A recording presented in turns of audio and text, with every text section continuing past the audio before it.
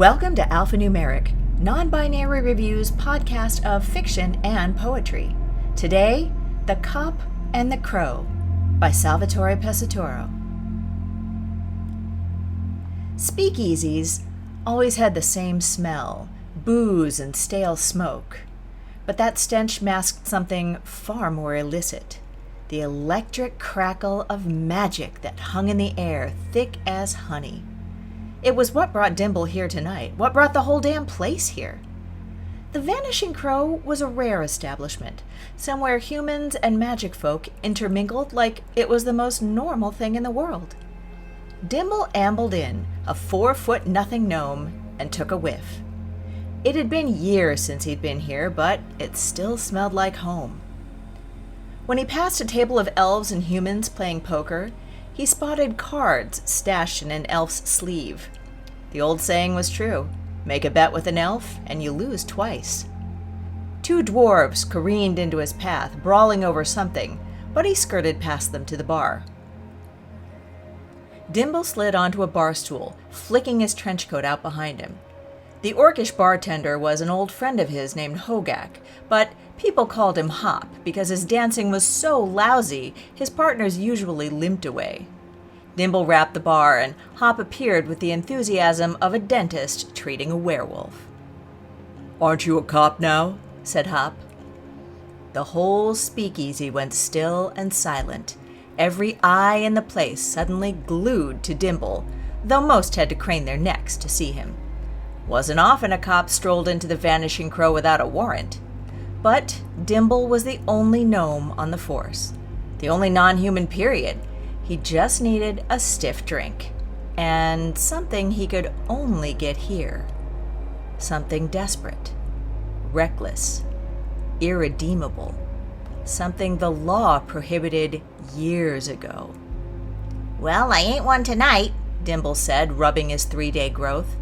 He felt each of his 33 years tonight, his breath ragged and shallow, his body heavy and tired.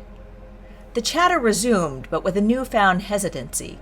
People turned away from Dimble, but didn't relax, not like before.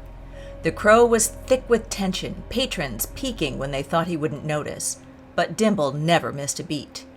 Gnomes didn't become cops in this town by letting their guard down, that's for damn sure.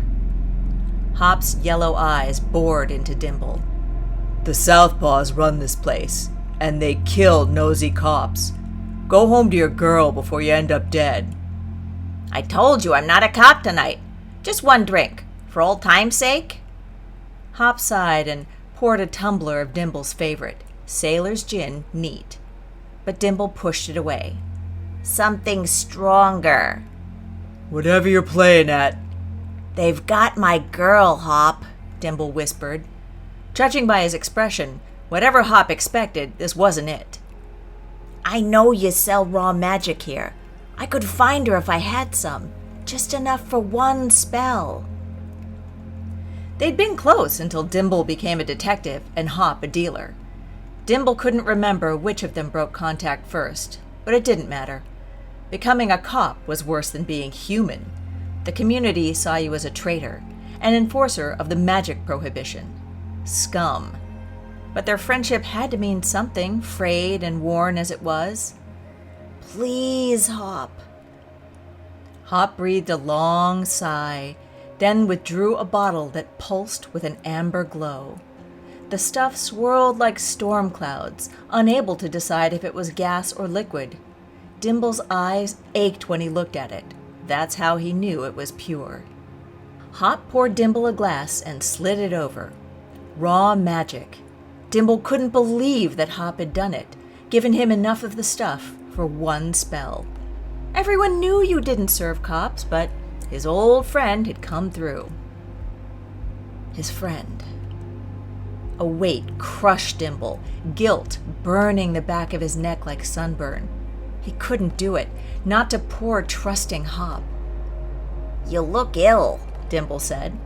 "You should go home. No need to get caught up in all this." Hop's eyes widened in comprehension. "There's a sting? All that stuff about your girl was a lie?" "You don't need to be here when it goes down." You want to put them away? Then put me away too. Let's see what's more important to you. Hop's face scrunched in anger, but Dimble didn't break eye contact. He owed Hop that much. I'm sorry.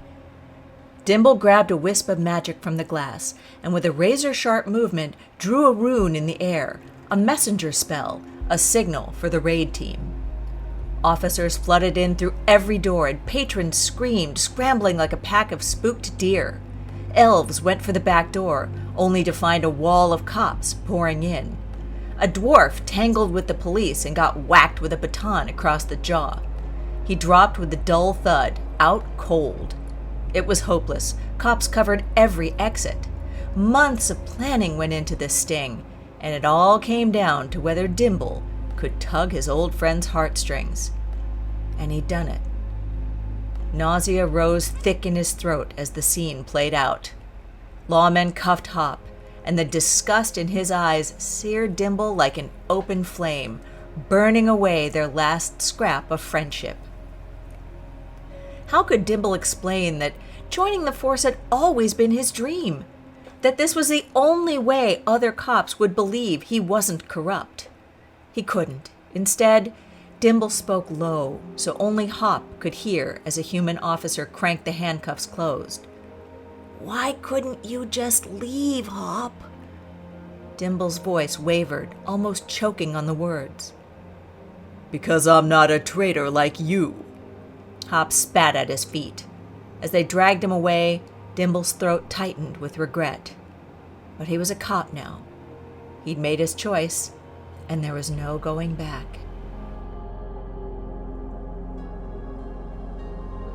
This has been The Cop and the Crow by Salvatore Pesaturo, read for you by Lisa Quintana. Our music was Dark Secrets of the Universe by Bandersnatch, provided by Pixabay.com. Alphanumeric is mixed and mastered by Lisa Quintana. You can get Non-Binary Review on our website, zoeticpress.com, or on Amazon. If you like the podcast, please drop in and give us a rating or a review, and please subscribe. New work drops every Wednesday. Non-Binary Review, because humans are hardwired to tell stories.